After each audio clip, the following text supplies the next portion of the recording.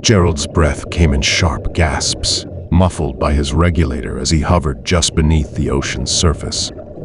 His heart pounded against his ribs like a caged bird desperate for escape.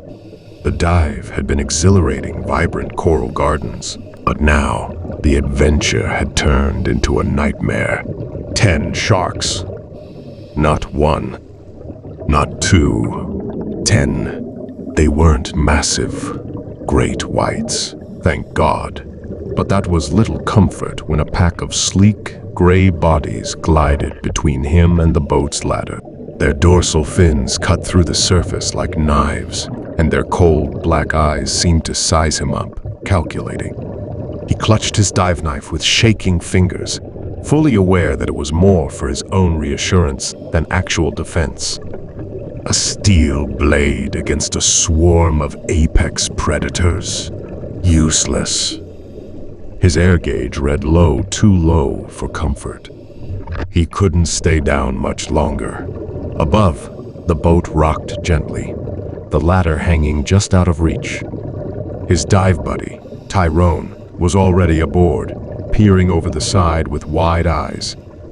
"Stay calm," Tyrone called, voice barely audible over the waves.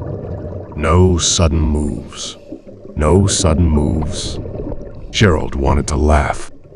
How could he stay still when survival instinct screamed at him to swim? A shadow passed beneath him, close enough that he felt the shift in the water.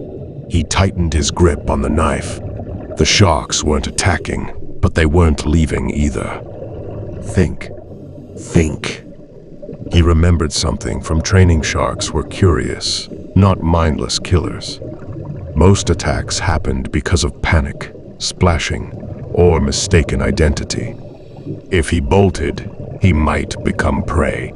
Slowly, deliberately, he exhaled through his regulator, forcing his body to relax. He kicked gently, edging closer to the ladder without breaking the surface too aggressively. One of the sharks turned, its tail flicking just inches from his hand. Almost there.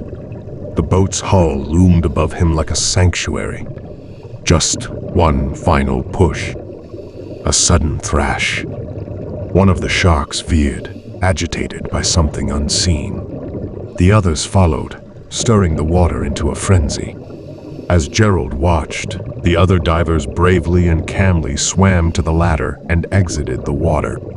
Gerald waited for his chance, but as Gerald took a breath, he realized there was no air left in his tank. Frantically, Gerald looked at his gauge and confirmed he was out of air.